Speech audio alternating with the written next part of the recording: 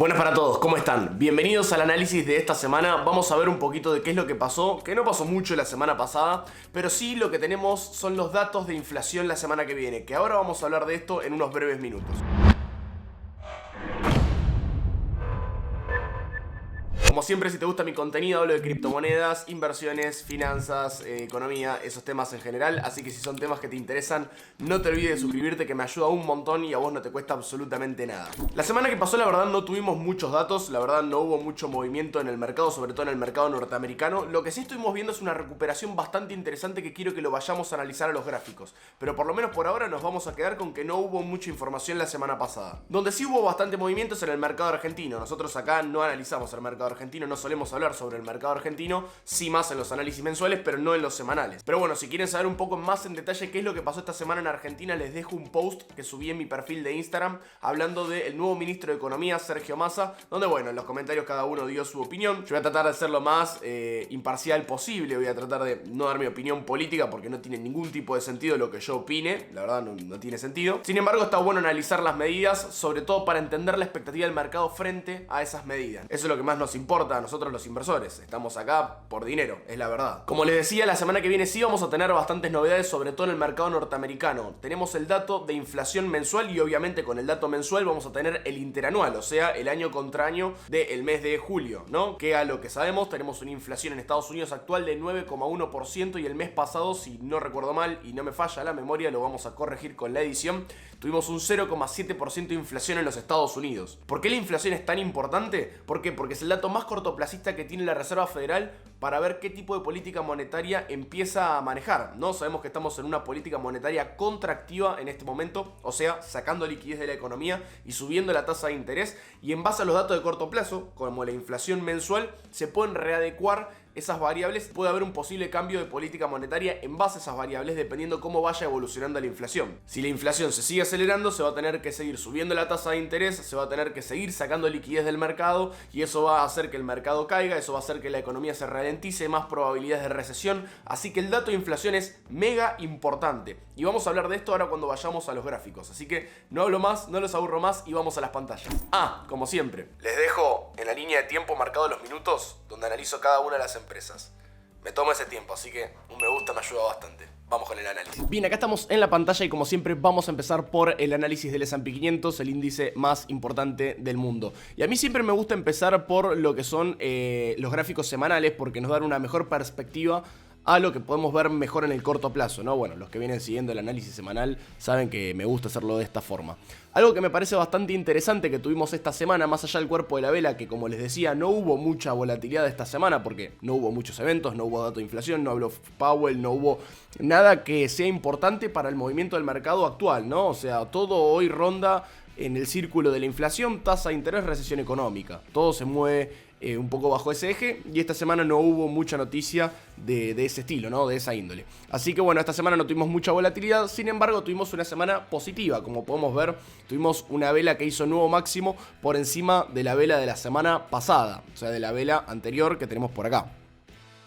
Fíjense que por más que haya sido leve, es un máximo por encima de la vela anterior. Eso es algo bastante positivo y significa que en un gráfico semanal el S&P 500 sigue haciendo nuevos máximos. Pero bueno, ahora cuando nos vamos al gráfico diario, tampoco hay que ponerse muy contentos y hay que estar bastante atentos porque esta semana es bastante decisiva y el índice está en una zona de decisión importante. Así que vamos a verlo. Acá tenemos el gráfico diario y voy a habilitar los dibujos. Sí, yo acá tengo trazado un cuadrado, un rectángulo de color rojo que nos marca toda la zona de resistencia importante que tenemos para el S&P 500 a romper. ¿Qué es lo que tenemos en el S&P 500? Si voy a volver un segundito al gráfico semanal, lo que podemos ver es que el índice dejó de hacer nuevos mínimos, ¿sí? O sea, veníamos haciendo mínimo, mínimo, mínimo, mínimo, mínimo y dejó de hacer nuevos mínimos. Acá ya tuvimos un mínimo superior, o sea, un nuevo mínimo y lo único que nos falta para ver un cambio de tendencia, que no significa que de bajistas pasamos a ser totalmente alcistas, puede ser un cambio de tendencia de bajista a un periodo de lateralización, para una posterior caída en el futuro, no lo sabemos, pero por lo menos dejar de caer con la volatilidad que veníamos cayendo. Deberíamos hacer nuevo máximo, y tenemos máximo, máximo, máximo, y todavía no se hizo un nuevo máximo por encima del anterior. Ahora, fíjense que por más de que todavía no hicimos nuevo máximo, es la primera vez que el precio llega al máximo anterior. Fíjense que tenemos máximo, máximo, este máximo no llegó, este máximo no llegó. Sin embargo, este máximo ya sí llegó. Esto significa que la tendencia bajista de a poco se empieza a agotar. Ahora, esto puede ser una corrección de una onda mayor, o sea, puede ser una corrección de este movimiento para así tener una caída mayor, ¿sí? Así que a eso es lo que tenemos que estar atentos. Por lo pronto y en el corto plazo me voy a volver a un gráfico diario. Tenemos que estar atentos a este nivel de resistencia, ¿sí? A este rectángulo que yo tracé por acá. ¿Por qué? Porque es una zona de resistencia importante, es el máximo anterior por el cual podríamos decir que hay un cambio de tendencia de corto plazo, y esta semana justo coincide con el dato de inflación, que a mi parecer es el dato más importante actual de la economía mundial, porque en base al dato de inflación se mueve la tasa, en base a la tasa se mueve el dinero que hay circulando en la economía, y en base al dinero que hay circulando en la economía, la ralentización o no de la economía, que puede derivar en una recesión. O sea, la inflación es el gatillo de un montón de variables a las cuales tenemos que estar atentos e influyen en nuestras inversiones. Así que ese dato lo tenemos este próximo miércoles 10 para ser exactos, tenemos este dato, así que estar muy pero muy atentos. Vamos a ver al Nasdaq. Por acá tenemos al Nasdaq, y si nos fijamos en la vela semanal contra la vela de la semana pasada, tenemos algo bastante parecido a lo que vimos en el S&P 500. Fíjense que vimos un nuevo máximo, sin mucho cuerpo, una vela que tampoco no es que da mucha esperanza, pero es una vela que hace máximo anterior, pero en este caso sí tenemos nuevo máximo. Esto lo quería traer porque me parece algo bastante interesante. Sí tenemos nuevo máximo en el Nasdaq, y por lo menos de corto plazo tenemos un cambio de tendencia. ¿Por qué dije con un poco de énfasis el tema de corto plazo? ¿Por qué? Porque de mediano plazo todavía estamos bajistas. ¿Y por qué no digo de largo plazo bajistas? Porque bueno, de largo plazo decir que estamos bajistas sería un poco inútil de mi parte. ¿Pero por qué seguimos bajistas de mediano plazo? Porque al igual que con el S&P 500 estamos en un punto clave, y justo coincide con el dato de inflación que tenemos este miércoles, el cual veníamos hablando hasta hace algunos segundos. Fíjense que vamos a sacar esta línea que nos marcaba la zona de resistencia de la cuña bajista anterior, y fíjense cómo estamos en la zona de resistencia dinámica para el Nasdaq. Estamos en la zona donde sería el quiebre del cambio de tendencia de mediano plazo. Así que, al igual que vimos con el S&P 500, hay que estar muy atentos a este dato, porque si este dato es mejor a lo que el mercado espera, podemos tener un quiebre de la tendencia bajista de mediano plazo, y en el caso de que eso no se dé así, vamos a ver qué es lo que sucede, podemos nuevamente continuar con la tendencia a la baja. Por lo pronto en el Nasdaq estamos bastante felices, sobre todo yo, con empresas como Apple, empresas como Amazon, las cuales venía acumulando en mi portafolio y de a poquito empecé a cerrar algunas posiciones. Estoy bastante contento, y a partir de acá que se pudo romper el máximo anterior, la verdad es que las ganancias fueron muy interesantes, y sobre todo con las presentaciones de balances hubo voladuras del 12, del 13, del 15% en algunas empresas. Por el lado de los indicadores podemos ver que había una divergencia bajista ya, o sea, este momentum corresponde a toda esta bajada que tenemos acá, y este momentum corresponde a la caída que tuvimos acá. Este mínimo es inferior al anterior y el momentum era decreciente, así que claramente teníamos una divergencia bajista, una divergencia que nos podría marcar un cambio de movimiento, y actualmente estamos transitando claramente una tendencia alcista de corto plazo, acompañado de su momentum que todavía no está presentando señales de debilidad. Por lo menos por ahora. El que sí está empezando a mostrar debilidad es el precio, ¿sí? Y esto es lógico teniendo en cuenta que tenemos este dato tan pero tan cercano. Fíjense que llegó a la resistencia y ya dejó una velita como diciendo, acá estoy. Así que atentos a esta semana, que me parece más que importante. Y por último acá tenemos al Dow Jones, que no le voy a dedicar mucho tiempo porque tiene un gráfico muy parecido al S&P 500. Todavía no puedo hacer nuevo máximo, estamos muy pero muy cerca de ese máximo anterior, que lo tenemos más o menos por el área de los 33.250 puntos. Pero fíjense que tenemos máximo, máximo, máximo, y ahora recién estaríamos acercándonos al máximo anterior. Lo que sí dejó de hacer son nuevos mínimos. Fíjense que ya tenemos un mínimo ascendente, así que esto nos daría una leve esperanza. Pero el panorama y mi hipótesis como analista técnico es muy pero muy similar a lo que vimos recién con el S&P 500, así que no me voy a extender mucho acá, así no lo extendemos mucho el video tampoco. El que sí tuvo mucho movimiento esta semana y bastante, pero bastante de qué hablar, fue el dólar en Argentina, ¿sí? Sobre todo el dólar informal, el dólar blue, el dólar ilegal, pónganle el nombre que quieran, pero es el único dólar libre realmente. Acá lo que estamos analizando es el dólar contado con liqui promedio de CDRs, y yo hace algunas semanas le decía, tengan cuidado con la compra en estos puntos, ¿sí?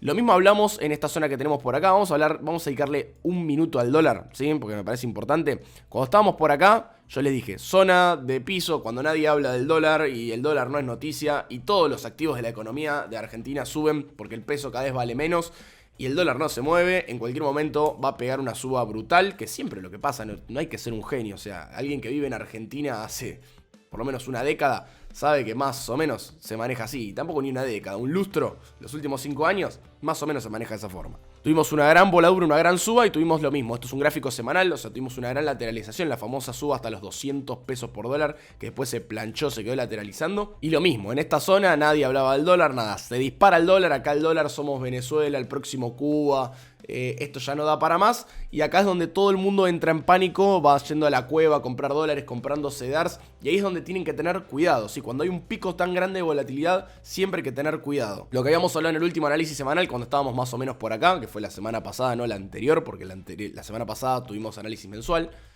Yo les dije, tengan cuidado acá. Yo no sé, la verdad no tengo idea hasta dónde va a subir el dólar, no tengo la bola mágica. Pero tengan cuidado acá de comprar instrumentos atados al dólar contado con liqui o salir a comprar dólares ahora, porque siempre cuando sale la noticia o cuando ya el dólar subió mucho, es muy difícil que siga subiendo. Y es una cuestión de probabilidad. Yo como analista técnico soy bastante fanático de la probabilidad. Y cuando un activo sube mucho de precio, estamos hablando de mínimo a máximo un 79% de nada en 13 barras. Estamos hablando en 3 meses una suba del 70%. Y la última suba que fue esta fue en 3 días. Cuando sube tanto, la probabilidad de que siga subiendo cada vez es menor. Cada vez es menor, cada vez es menor. Y la probabilidad de que venga una corrección fuerte cada vez es mayor. Entonces, entrar en pleno movimiento del activo, en este caso estamos viendo el dólar, ¿no? Pero en cualquier activo, entrar en el pleno movimiento de la suba solamente por miedo de quedarse afuera o por miedo de lo que sea, es un gran riesgo. La probabilidad más alta siempre de un activo está en que se venga una corrección fuerte. En este caso estamos hablando del dólar. Sabemos que el que compra dólares es para ahorrar, no es para invertir. Pero en este caso que estamos hablando del dólar contado con liquidación, es importante que lo tengamos en cuenta a la hora de comprar instrumentos atados a este tipo de cambio, porque es una de las dos variables que hacen mover el instrumento. Así que, por lo menos para mí, bajo mi punto de vista, me parece que lo razonable es que en esta zona empiece esto mismo que vimos acá. Lo mismo que vimos acá y lo mismo que vimos acá. Un periodo de lateralización, de acomodo, de descanso. Y después, ya sabemos cómo sigue la historia, vamos a volver a hacer esto. No digo que no pueda llegar a haber volatilidad estos días. Sabemos que estamos en momentos de cambios macro en Argentina bastante importantes. Cambio de ministro, un cambio interesante. Pero si nos guiamos por lo que hubo anteriormente, es una gran suba, salto de volatilidad, corrección fuerte, la lateralización. Suba, gran golpe de volatilidad, fuerte corrección, lateralización. Lo mismo acá, lateralización, y así es como se va moviendo. Así que vamos a ver cómo sigue para las próximas semanas. Acá estamos con la primera empresa del día de hoy y estamos con Alibaba, una de las pocas empresas que tengo una posición bastante grande. La verdad es que es una empresa que está bastante golpeada por cuestiones que tienen que ver con la transparencia en el mercado de Estados Unidos, no por problemas de la empresa en sí. La verdad es que es una empresa que en los balances y en los datos que arroja la empresa trimestre a trimestre, la verdad es que es una empresa que está yendo muy bien, pero bueno, tiene este problema con Estados Unidos y las regulaciones de Estados Unidos, sobre todo con temas de transparencia que China no quiere otorgar, y hace que la empresa tenga bastante incertidumbre y bueno, la caída está a la vista, ¿no? Me pidieron mucho esta empresa porque bueno, tuvimos una gran caída en los últimos días, en las últimas semanas. En lo personal, cada vez que Alibaba tiene una corrección fuerte, aprovecho para comprar más acciones, y fíjense que está respetando una línea de tendencia que tenemos marcando los mínimos. Ya es una línea de tendencia confirmada, tenemos un mínimo, dos mínimos, tres mínimos, 4 mínimos, y fíjense que cuando toca el mínimo el salto de volumen es bastante importante, rompiendo la línea de promedio y el promedio que veníamos trayendo. Ahora, lo que hay que tener cuidado, que es lo que sí yo estoy observando, es que fíjense que a medida que vamos subiendo la acción se va quedando cada vez con menos volumen, cada vez vamos perdiendo más y más volumen. A esto estoy atento. Lo que yo estoy haciendo con mi gran posición, que la verdad es que por la cantidad de veces que compré y el precio promedio de compra, estoy bastante bien. Si no me equivoco, no sé, me tendría que fijar, pero no estoy muy abajo de mi precio promedio de compra. Estoy ajustando un stop loss por debajo de la línea de tendencia. Si quiebra la línea de tendencia, probablemente empiece a ajustar stops, porque no sabemos hasta dónde puede llegar a caer esta acción, y con la pérdida de volumen que tiene, hay veces que es mejor decir, bueno, me equivoqué o estuve mal, cerramos, stop loss y listo.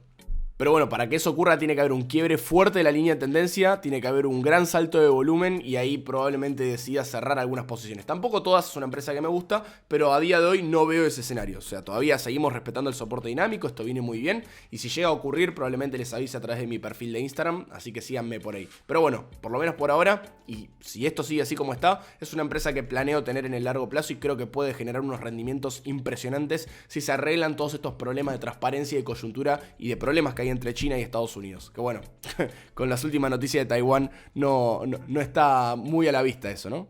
Por el lado de los indicadores tenemos una vuelta de momentum, o sea, se estaría recuperando el momentum alcista, podríamos llegar a tener un rebote hacia la zona del POC y vemos que hay un cruce bajista en el DMI. Si tenemos un cruce del DI negativo por encima del DI positivo, pero como el ADX está tan bajo y estamos claramente en un periodo de lateralización, la verdad es que no miro mucho el DMI en este contexto. Con respecto a las medias móviles, tenemos la media móvil de 20 oficiando de resistencia dinámica. Vamos a ver si a partir de acá podemos generar un rebote y romper esa media móvil y ir nuevamente a la zona de máximos y que se pueda romper la media móvil de 200 exponencial, que en gráfico de diario está marcando una resistencia bastante fuerte.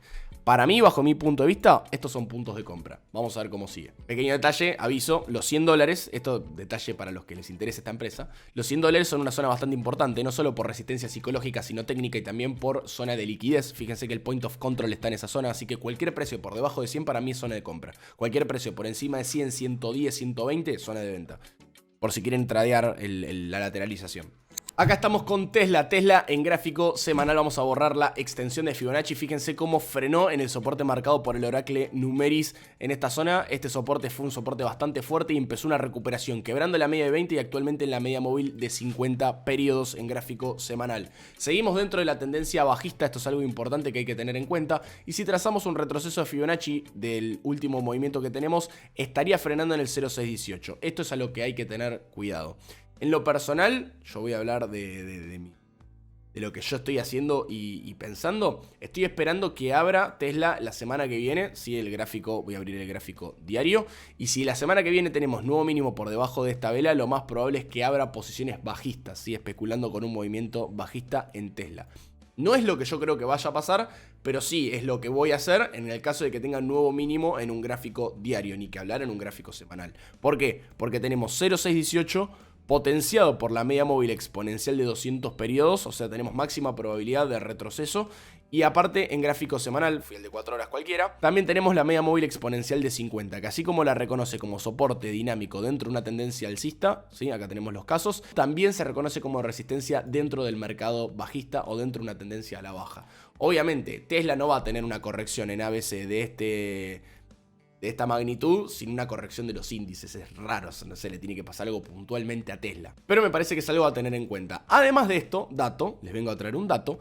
El día 25 de agosto de 2022, estamos hablando que esto se va a hacer en menos de un mes, vamos a tener un split. ¿Qué es un split? Para los que no saben, es lo que se hace es dividir la acción en más partes. O sea, tener más cantidad de acciones por cada acción generada. O sea, cada una acción se van a dar 3, vamos a hacer una cuenta fácil. Y la acción de Tesla actualmente cuesta $864, esto lo dividimos por 3. Cada acción de Tesla, por ejemplo, si el split se diera en este momento, va a salir $288, ¿sí? Tengan esto en cuenta, no es que a veces pasa que los brokers se buguean o tienen pequeños arreglos hasta que se adecúan al precio, porque van a ver que sus acciones de Tesla de 864 van a pasar a valer 288, ¿sí? Pero no es que pasan a valer eso, sino que por cada acción que ustedes tenían les van a dar 3 acciones de 288. ¿Por qué se hace esto? Sencillo, porque un inversor que quiere comprar una acción de Tesla tiene que invertir $864 para poder comprar una acción. Puede ser poco, puede ser mucho, pero vos querés armarte un portafolio diversificado y si sos un minorista que tiene $10.000, dedicarle el 10% de tu portafolio a Tesla capaz que es un montón. Ahora, si las acciones valen $288, es mucho más fácil para el público minorista. Así que en el largo plazo, esto siempre suele ser algo positivo, porque permite que más personas puedan participar de esta acción. En el corto plazo tenemos un ejemplo bastante claro, que se dio hace poco, que es el caso de Amazon, si vamos a entrar rápidamente. En el corto plazo siempre suele haber una corrección, o por lo menos en los casos que yo conozco, la gran mayoría siempre hubo una corrección. Fíjense que en el caso de Amazon, el split se dio acá, en esta misma vela se dio el split, a partir de acá, plum, corrección hasta los mínimos. Así que encima tenemos el tema del split combinado con los indicadores técnicos que hablábamos recién en Tesla. En lo personal, si hace nuevo mínimo, voy a abrir una posición bajista, pero si no hay un acompañamiento del mercado, esa posición bajista no creo que sea muy fructífera. Así que va a depender de muchas otras variables y en el caso de que esa operación la ejecute, como siempre, probablemente se los muestre a través de mi perfil de Instagram. Así que vamos con la siguiente empresa y la última del día. Y acá tenemos a la última empresa del día, empresa de la cual me preguntaron bastante a través de mi perfil de Instagram. De hecho, subí una historia porque, bueno, las preguntas eran bastantes. Y la verdad es que es una empresa que, bueno, yo venía comprando bastante, tenía un precio promedio de compra muy, pero muy bueno, cerca de los $700, $750 más o menos por acá. La verdad es que no recuerdo bien, les dejé una historia en Instagram para que la puedan ver. Y a mí me venía gustando mucho Meli porque venía viendo la divergencia, sí, que también la teníamos en el Nasdaq, pero bueno, en Meli la venía siguiendo más porque es una empresa que me gusta mucho. Yo la verdad es que suelo comprar las empresas que utilizo, ¿no? Yo tengo el iPhone, tengo el reloj de Apple, tengo la Mac, así que Apple es una empresa que siempre uso. Todo lo que tengo acá en mi casa lo compro por Mercado Libre, el 90% de las cosas lo compro por Mercado Libre, así que trato siempre de tener en mi portafolio las empresas que uso y las empresas las cuales le doy seguimiento, me gustan sus productos o me gustan sus servicios.